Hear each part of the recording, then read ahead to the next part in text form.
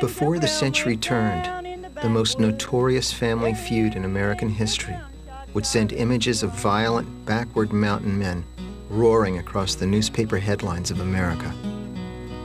The famous feud took place in the remote valley of the Tug River, which divided Kentucky from the newly formed state of West Virginia. On the West Virginia side of the river lived a family named Hatfield, across from a Kentucky family named McCoy. The Hatfield-McCoy feud really wasn't a feud, it was simply a conflict. It had much more to do with the political and economic changes that were occurring in central Appalachia at that time than it had to do with the folk culture of the region or any of the traditional stories associated with it. The family patriarchs were Randolph McCoy, known as Old Randall, and Anderson Hatfield. Anderson Hatfield was a man born to star in his own drama. In the Civil War, he had led a group of Confederate guerrillas known as the Logan Wildcats. He was tall and imposing, with looks that earned him the nickname Devil Anse. He did things like go out and get bear cubs and tame them and have them as domestic pets, and he was always known as the best shot in the valley. Hatfield built the most successful timber business in the Tug Valley.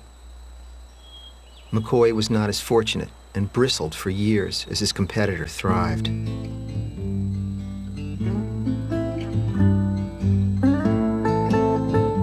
Then in 1872, Devil Anse won a lawsuit over 5,000 acres of land that belonged to Randall's cousin, Perry Cline.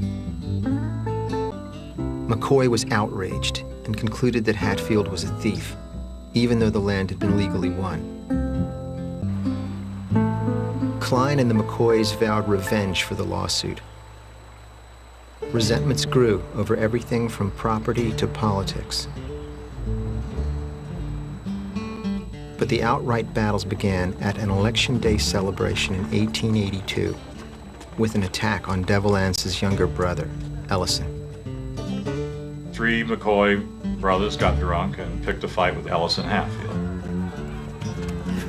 They stabbed him. He was a very powerful man. They stabbed him several times. It didn't do any good, so they shot him in the back. And he lingered for 3 days. Devil Anse said, well, if he dies, I'll kill the McCoy boys. And he kept him in a home over on the West Virginia side up in the hollow there. And they came to him and they said, he's dead. And then Devil Anse sent his people. They went over and they took the McCoy boys and they wrapped them around a pawpaw bush and they killed them. They pleaded for mercy. In September of that year, the Kentucky court issued murder indictments for Devil Anse and 20 of his supporters.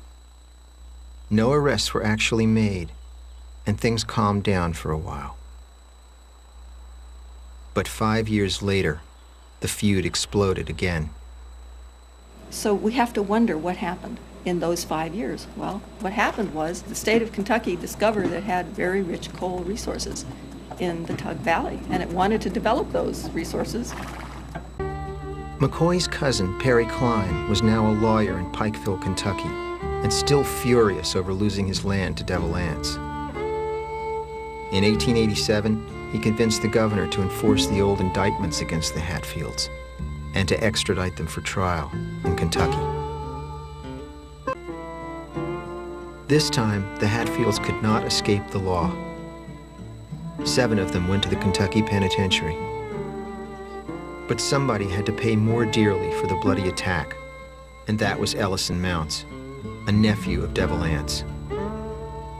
Poor Ellison Mounts, who was probably retarded, he was known as dim-witted or slow in the valley, ended up being the scapegoat, you might say. In February 1890, Ellison Mounts went to the scaffold. The feud was over. It had lasted more than a decade, and it left 12 people dead. There are some people that say, well, who won the feud? No one won the feud. The McCoys lost the most. But the Hatfields will be the first to tell you we didn't win. We didn't win anything.